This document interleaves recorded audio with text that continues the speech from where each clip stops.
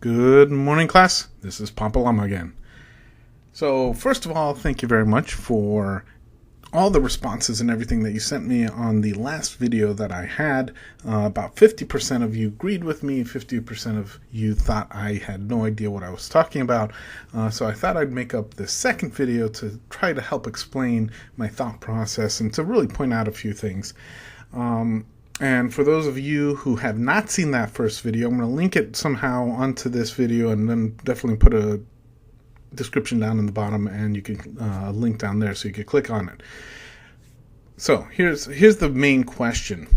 After seeing the Bumblebee trailer, a lot of people are talking that Bumblebee had two forms. He had the VW bug form and a Jeep form. And I disagreed with that statement.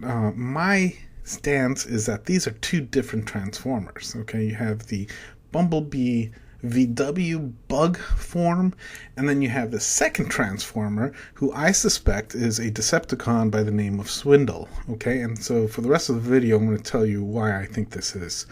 Okay, so here we go. First of all, I want to point this out, that night is not day, or in this case, night is not bay. And what do I mean by that? In the first several Transformer movies, we had a director and producer named Michael Bay. A lot of pushback from the public about, did he do a good job with the Transformers movies? He wasn't my favorite. The movies were okay. The first one was probably the best of the series. And honestly, as the series went on, I kind of liked him less and less. But here's a clip of the first movie where Bay was trying to introduce Bumblebee as a Camaro. And he just shows a lot of disrespect to history, and he just takes the Camaro door and slams it into the VW bug. Again, I think that's very disrespectful for the history of Transformers and for us guys who really like the whole storyline of the Transformers. But, I digress right here. Let's talk about Travis Knight. Travis Knight is the new director. Even though Michael Bay is producing, we have a new director. Looking at the trailer, it looks very different. It looks very 80s retro. And definitely a very different feel from all the explosions and so forth. This is the first picture he tweeted out, and he's leaning up against a 1971 Plymouth GT. Lots of lights, very brutish looking, so definitely a Decepticon. If you zoom up on the symbol here, it looks kind of pointy and kind of like a Decepticon hood symbol. I think this actually might be Barricade. I think somebody mentioned that Barricade will be in this movie, and I think this is probably who Barricade is. And just to support, I'm not sure if it's 100% or not, but to support my theory, you look at some of the old cop car pictures on the internet, and you can find plenty of examples with Plymouth being set up in different cop configurations. So, it's not too much of a stretch from it going from kind of this Outback drag car to a cop car in the future. But anyways, I digress once again. What I was trying to get at was that because Travis Knight is not Michael Bay, he does not need to follow with 100% accuracy all of the storyline nuances that Bay put into his series of Transformers. The biggest one I'm thinking about is this whole scanning. Why are Transformers scanning other vehicles and then changing their forms? It was not part of the original G1 folklore of what Transformers did. They were scanned one time when they came to Earth. They were given their body forms, and then they stuck with them. Now, Hound in the original G1 series used holographs to change people, but it was a holographic projection. But the cars, the vehicles themselves, did not scan other vehicles to change form. I think it was a Michael Bay invention. I'm not sure where he got it from, but what I'm trying to get at here is that Travis Knight does not have to follow that going forward. In fact, I don't think he is, because he took a very traditional approach. My second argument is yellow doesn't mean it's the same car.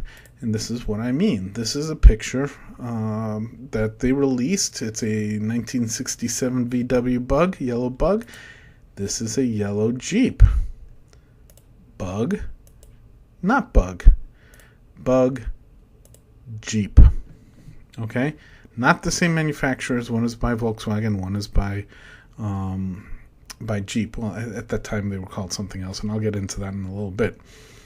All right, if you follow that same logic, Bumblebee, not Bumblebee. Bumblebee, not Bumblebee. I mean, to quickly compare them, sorry, I got the aspect ratios here wrong, but, they're a little bit elongated, but, please forgive me. Let's just look at some of the stuff that I highlighted here. There's some similarities between Bumblebee and who I think is Swindle. Okay, the eyes are both blue eyes. They're both yellow colored. Both of them have round headlights. Now, the Bumblebee version of the headlights are surrounded by a chrome rim, a very distinct chrome rim. The Jeep, not so much. Now, the differences. The grille on the front. Bumblebee does not have a grille. His arms are kind of very flowy, nice cut lines, very smooth, and his fingers are skinny and slender and delicate. If you look at the Jeep version, who I think is Swindle, you see he has a very strong grill, and we're gonna talk about this more in detail in a little bit. But he has a very strong grill. His forearm looks like pie forearm. It has 90 degrees, very sharp, strong angles, and he has these huge fat whale fingers ready to punch things.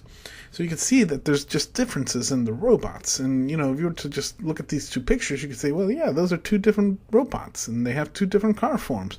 So that argument that they could be two different Transformers can easily be made. Okay? And that's why I've concluded that there's two yellow robots in the new Bumblebee movie. One is Bumblebee, and the other one is probably Swindle. The question is, who is Swindle? Well, he was a Decepticon from the G1 series, and I think he was mostly pushed first pushed in Japan before coming here to the United States. But he had a very strong storyline in the original G1 cartoon, and we'll review that real quick. Swindle had several buddies, Onslaught, Brawl, Vortex, and Blastoff, and whenever they got into battle and they thought they were going to lose, they would actually come together and form something called Bruticus, okay? And you can see the different components in there. Swindle was the right leg of Bruticus. Now, I think that's kind of interesting. I don't know if this is going to happen, but it would be really awesome if Bruticus was the big bad boss in the Bumblebee movie. I don't know if it's going to happen, but that would be pretty cool. All right, but let's go back, since Night is all about being so retro and everything. If you remember from the Bumblebee clip, from the movie trailer, you see a picture of the Jeep coming, falling down to the ground, and then the very next scene is Starscream transforming from his jet to his robot form. Okay? Now that, I think, is very important because Starscream has a very important relationship with Swindle. Starscream created the Combaticons.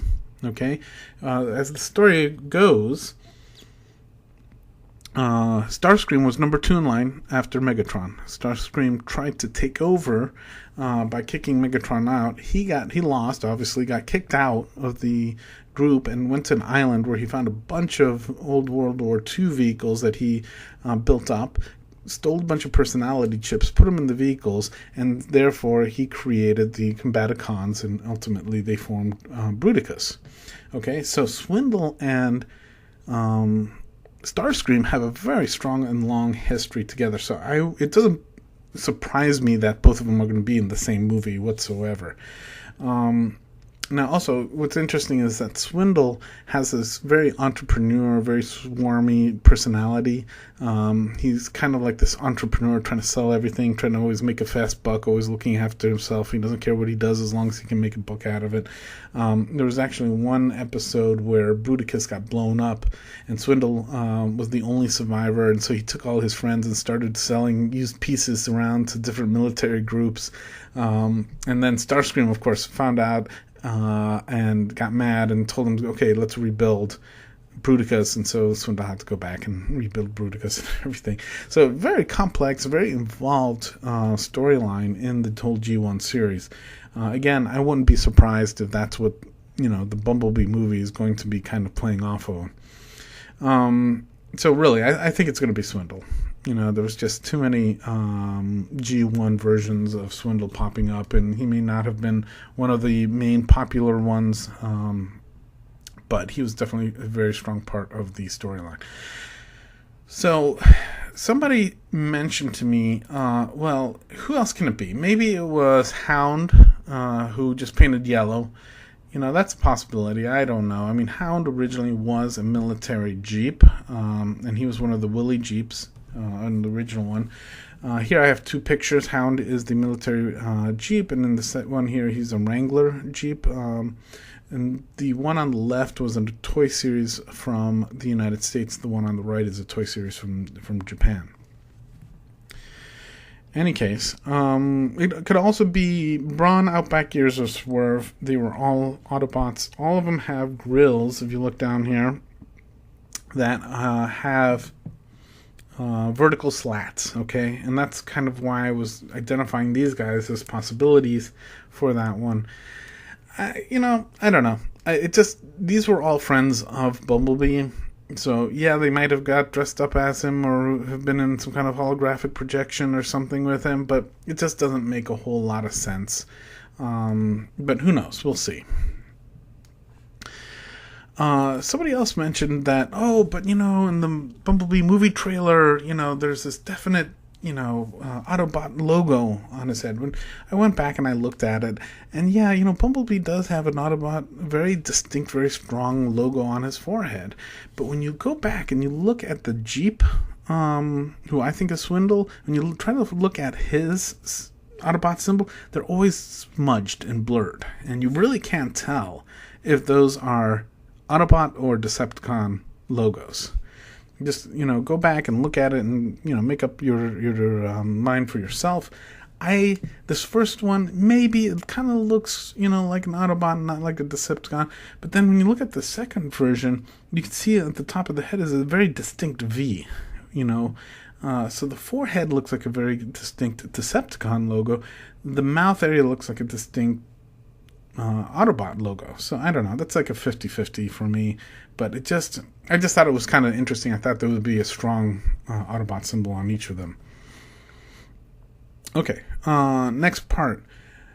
Somebody mentioned that, when he transforms from his, Bumblebee mode to his fighting mode, he becomes a Jeep. And so I went back and looked at the clip. Let's take a look together. We'll need you. Okay, that was really quick. Let me see if I can do that again. We'll need you. One more time. We'll need you. Okay, this is what's happening in that clip. We have Bumblebee who looks like he's parachuting or he's restrained somehow.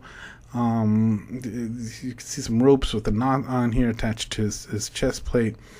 And very Bumblebee looking like character. Then his faceplate comes down. He looks more like an insect. Still very distinct Autobot forehead logo. But this is what I want you to focus in on. His face mask came down, but his body stayed the same. You see the headlight here? That's the distinct chrome headlight. Going back to the original before picture, here's the headlight chrome. So that means his body isn't changing. Okay?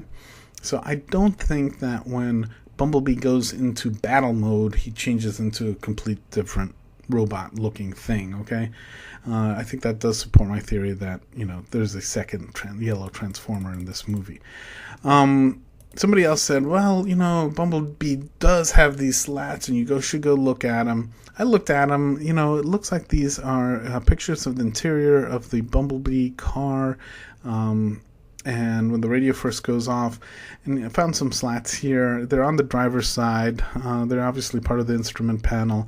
But the truth is, those slats are probably, an inch, maybe an inch and a half long. I don't know how it could go from the small, multiple number of slats to this huge grill in front of the Autobot. It doesn't feel right. It doesn't seem like it's a true representation. Okay, next comment that I got is Bumblebee is just scanned. He just scanned a Jeep during World War II to hide because it was kind of playing off the last movie, and so he was a Jeep before he was a VW, or he was a VW before he was a Jeep. And I thought about it, and you really do need to know a little bit of history about the Jeep vehicle. So there was a company called Willys. It was an auto manufacturer who developed the first Jeep for the government in 1941 to help with the war efforts. Now, that Jeep, up here in the upper left-hand picture, you can see it has this very distinct grille. It had 11 slots, 1, 2, 3, 4, 5, 6, 7, 8, 9, 10, and 11. What's interesting is that these spindles were welded on by hand in the front. Now, 1941 came, the Army loved it, made a huge order. They realized that the Willys Automotive factory couldn't handle the amount that the U.S. government needed in order to support the war effort, so they contracted out with Ford Motor Company and gave them the Willys design and got this to be the second company to start producing so that they would have enough Jeeps. And of course, the Ford Motor Company did a really good job in streamlining and producing these Jeeps, and they realized, if we hand weld all these spindles, it's going to take us forever. So what they did is they took a flat piece of metal and they stamped the grill into it, and that's how it went from 11-hole grill to 9-hole grill. Ford actually stamped these holes into a flat piece of metal. 1, 2, 3, 4, 5, 6, 7, 8, 9.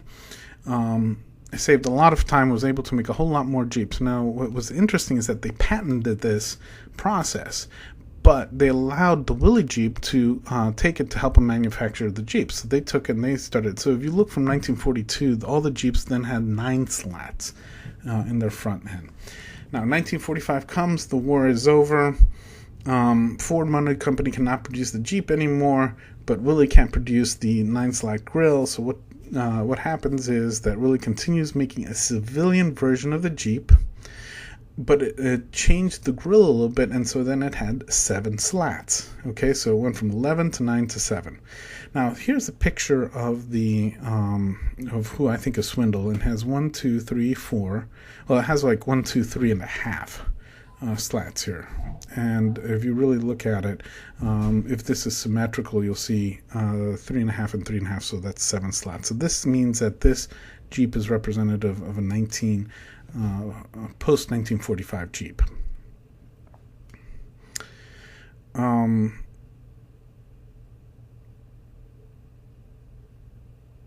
So there you go. Those are some of the arguments that I had against it. Somebody else mentioned, Bumblebee just scanned John Cena's Jeep in several clips that you saw in the trailer. And with that, I totally disagree, because John Cena's driving around in a Humvee. Humvees were produced. It had also the kind of Jeep-looking grille, but it had 9 slots. But if you see in the next clip here, the next photo that I took from the movie trailer, you can see a Humvee back here, and it's very distinct. That's not a Jeep. So to say that he scanned a Humvee and then now Bumblebee's a Humvee doesn't make a whole lot of sense, because like I showed in the previous picture, that's definitely a Jeep, not a Humvee. Okay. Something interesting, this is the official prequel to the upcoming movie. And what you see is, I'm not 100% sure what's going to be in here, but I find this kind of interesting because you see Bumblebee here on the cover. But this first dark figure also has round headlights, and if you look at his body, he has a very wide torso here. So, I'm thinking maybe something to hold a grill, maybe a 7-slat grill. Maybe this figure back here is Swindle also. It'll be interesting. I'm looking forward to getting my hands on a copy so I can read them. This is something, I don't know. Maybe this will happen in the movie, maybe not, but in the original G1 storyline, Bumblebee gets really damaged and comes back as something called GOLDBUG, or GOLDBUG. If you look at the cover of this other official prequel, you could see that there's VW like bug back there, and his license plate is GOLDBUG. So I'm thinking that there's something going to be interesting there. This is probably one of those predictions I have. So, all right. So the very last point that I'm going to come up with and show to you guys is the clip from the Bumblebee movie trailer, and it's the Haley's telling Bumblebee, "This is the reason you're here." Okay, and then they show a picture of Bumblebee, but it's not Bumblebee; it's Swindle. And so what I think she's saying is, the reason you're here is not because you're awesome; it's because you have to go kick this guy's butt, and that's the whole plot of the movie: is Bumblebee versus Swindle. Okay, so let's just take a real quick look at that. All right, here we go. This is why you're here, B.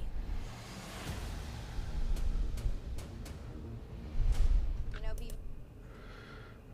All right, so again, she comes in, she says, "This is the reason you're here, B," and they show a picture of the Jeep of Swindle. It's the reason Bumblebee's there in that movie is to battle against the Jeep. Okay, now I think this is probably one of the best trailers ever made, because it truly fits into the form of more than meets the eye. I have seen so many videos of people saying that that robot was just a different form of Bumblebee, but remember, more than meets the eye, I don't think that is Bumblebee. All right, guys, some more thoughts of mine. Any case, thank you for all the comments before. Please continue to like this.